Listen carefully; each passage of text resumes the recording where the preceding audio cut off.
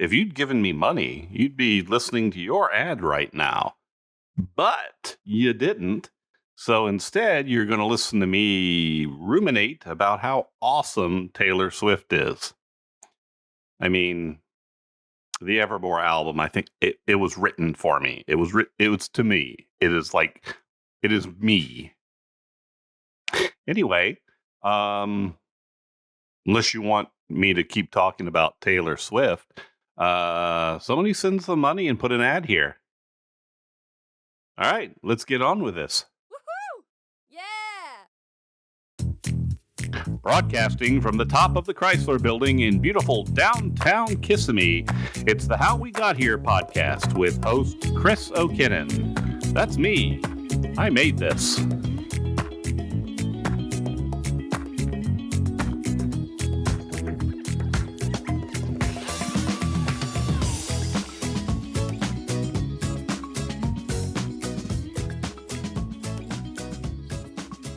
Hey, I want to thank my sponsor, Riverside.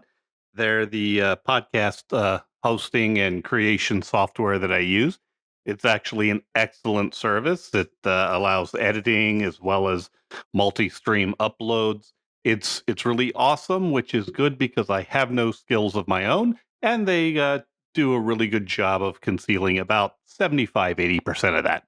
So if you're interested in trying it for yourself, there'll be a link in the description. Click on that and throw a coin to your Witcher.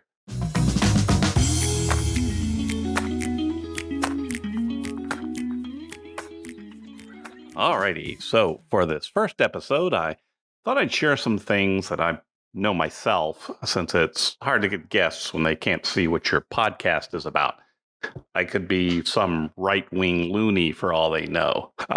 Joke's on them. I'm a left-wing loony, so we'll just move on from there. Anywho, so since I've worked for Disney before, I thought I would shed some light on becoming a Disney World cast member.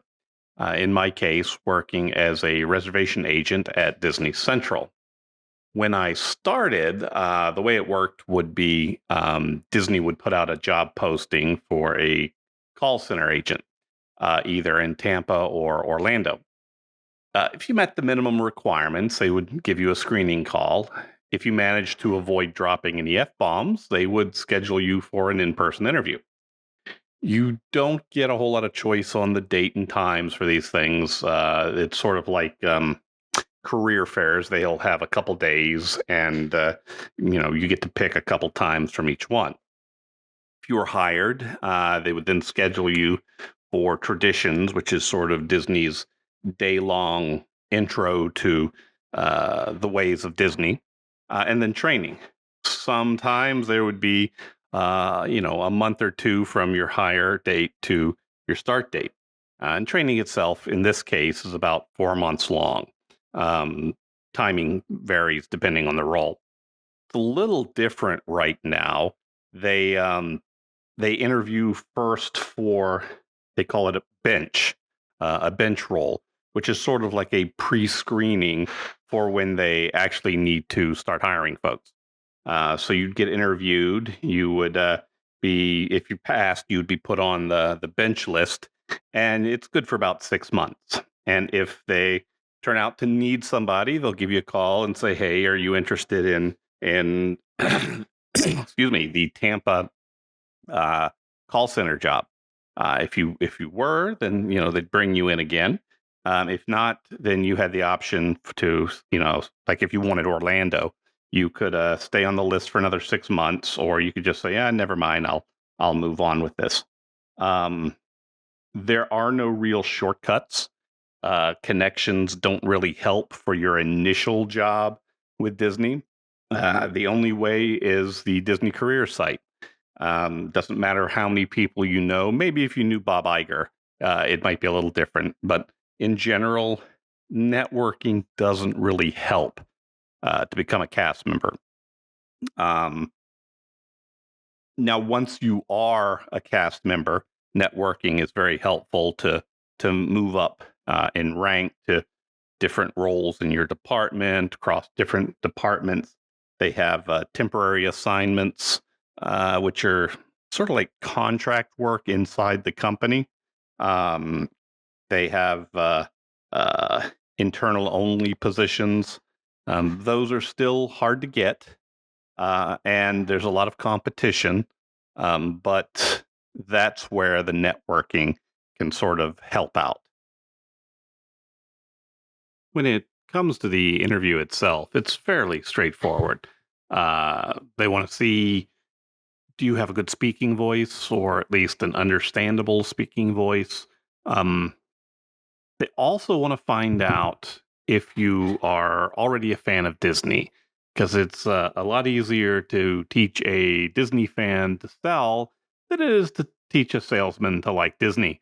So that's sort of the approach they go for. They ask for, your favorite resort, your favorite theme park, things like that. None of it should be terribly difficult if you are currently a Disney fan.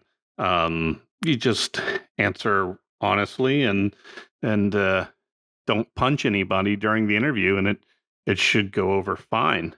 Um, what else? Let's see. There are some interesting quirks of working for Disney. Things like um, character integrity, which is about the Disney characters. So you're never supposed to imply that a character is anything other than they appear to be. When you get a guest calling up, usually a child or a special adult asking to speak to Mickey Mouse, you tell them, well, Mickey's not here right now. He's at one of the theme parks greeting guests. You never say anything like, "Dude, that's Carl. He's off today." That's destroys the magic, and that's not acceptable. And they take it seriously to the extent that when there's a character visiting at one of the offices, the Tampa or Orlando office, they turn off the TVs that show the park because obviously, if Goofy is at the Tampa office, he certainly couldn't be in a parade. So we don't want to see him in a parade. Gets a little weird at that point because we're all adults. But most of us are Disney adults, and that's a little different. Um, you'll have people in your training class who will talk about the things of their Disney experiences and start to cry. They take this stuff very, very seriously. They would rather lose an eye than stop going to a Disney park. That's a little bit more extreme than I was, but hey, the check's cashed, so that's good. What else? It's a call center, as call centers go. It's a good call center. You still are monitored constantly and micromanaged constantly. There are certain things you have to say in a call, whether they flow naturally or not. You're going to have to upsell things that may not really make sense for the guest, but you have to try, or you can get in trouble. Not huge trouble. It's still Disney. I managed to not get fired, so it's obviously pretty hard to do. You do sort of get in this rut of these are the things you say in the order you say them, sort of your own script. And sometimes when a guest calls and sort of knocks you off your script, um, you need to be able to recover.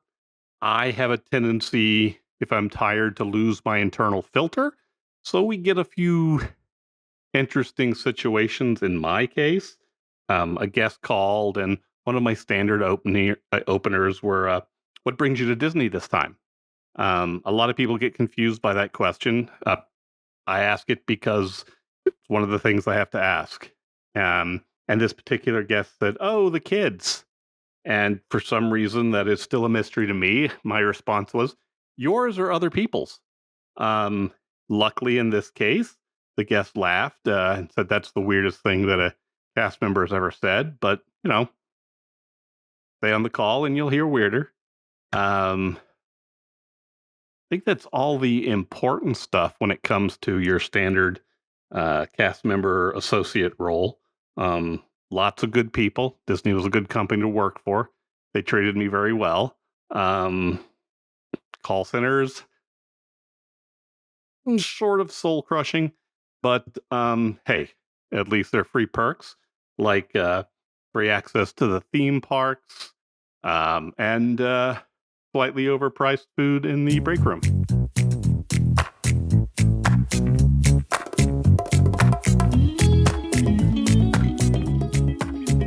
Alrighty, to play us out, we've got a clip from the award-winning solo musical, I Am Helen Keller.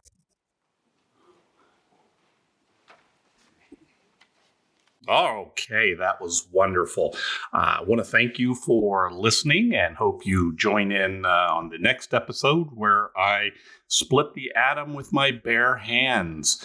Thank you for listening and have a pleasant tomorrow.